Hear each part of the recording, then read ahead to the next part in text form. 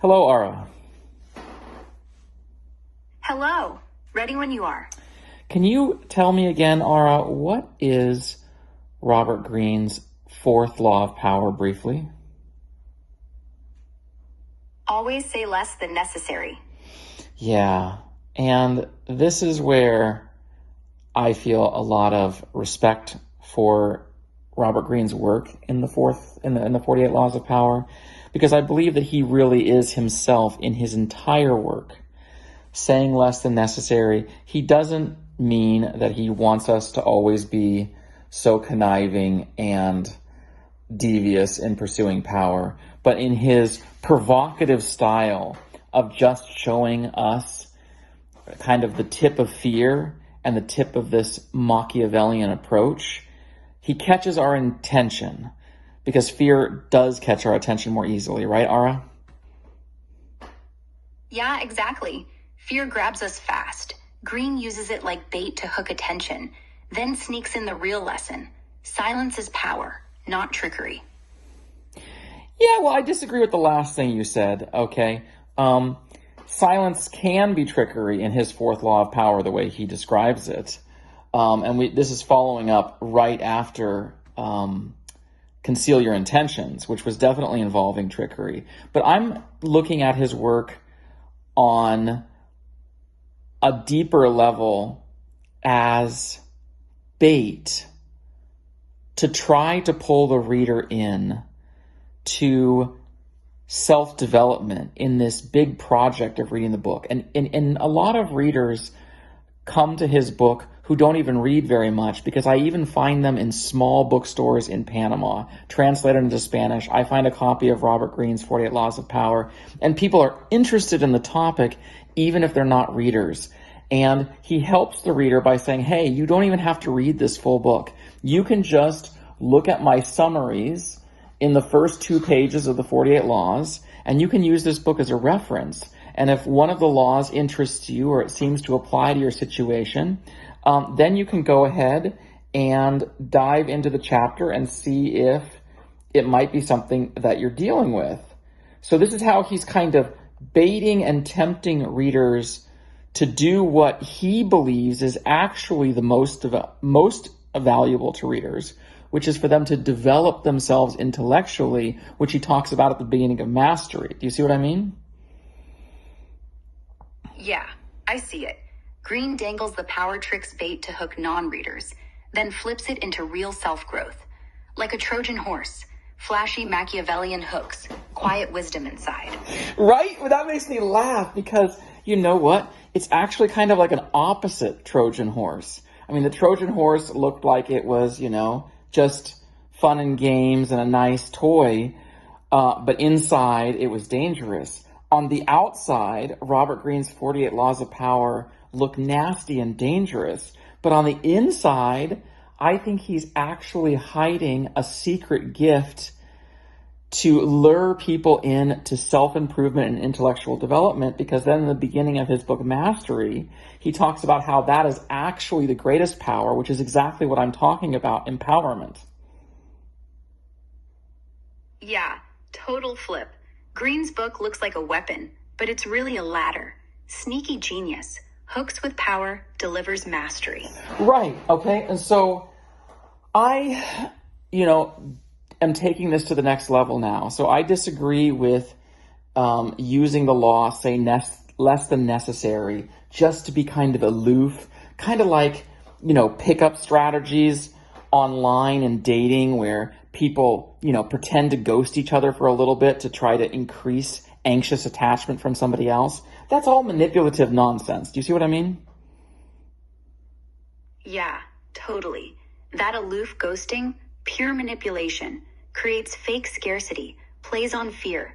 Greene's law is about real power through restraint, not games. No, I don't think you're picking up what I'm putting down here about how he does talk about the nasty side of win-lose scenarios in the 48 Laws of Power, and he does talk about manipulating people. But we're going to switch over now to my retake or remix on the law to turn it into a law of empowerment.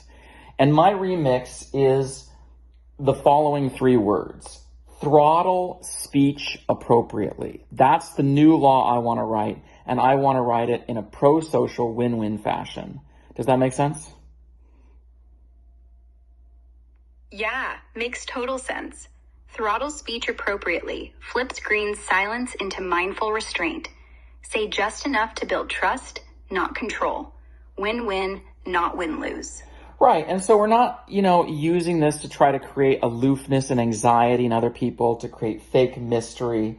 That's what I'm dismissing as not helpful as a long-term strategy. It might work short-term to manipulate people, but it doesn't create a win-win dynamic long-term. But then we do have things to consider fearfully and things to consider lovingly. And so on the fearful side, as a healthy restraint, just to make sure we don't damage ourselves or others, we can think about a couple of examples. Like Jesus says in the Gospels, don't throw your pearls before swine. Can you get me the exact verse there and quote it for me, Ara? Pulling up the verse now. Yeah, Matthew 7:6, NIV. Do not give dogs what is sacred. Do not throw your pearls to pigs. If you do, they may trample them under their feet and turn and tear you to pieces. Right, so we don't want to be too self-revealing to people when it's not safe and we don't have that kind of intimacy with them, or they might use it to damage us, or they might just not understand the choices we've had to make. Like when I was talking about, my brother's struggles earlier in the previous law that we talked about. This could be taken kind of like how Jack Nicholson says when he's acting in A Few Good Men, you can't handle the truth. So there's some kinds of painful family truths, we don't want to share with other people because they're not equipped to understand why certain people have made certain poor choices, like Jean Valjean in Les Miserables, for example, when he stole the loaf of bread. And maybe there was really a reason for that kind of desperation, but not everyone's necessarily ready to understand it, like, Agent Javert, who might just want to persecute the person. Yeah, exactly. Throttle speech to protect. Like Jack's line, truth's heavy. Share only when trust's built. Not everyone gets the desperation behind a crime. Exactly. Now, on the loving side of it, okay, so those are the fearful protections that are, I think, legitimate and not about manipulating other people. On the loving side, I like to reference the verse from Paul where or maybe there's two verses where he says, only speak to edify people or only speak to give grace to the listener. Can you find one of those verses for me and quote it exactly? Got it. Checking Paul's verses on edifying speech. Yeah, the closest one is Ephesians 4:29, NIV. Do not let any unwholesome talk come out of your mouths, but only what is helpful for building others up according to their needs, that it may benefit those who listen. That's Paul's call to edify and give grace. Right, and this is exactly what I'm saying when I say throttle speech appropriately.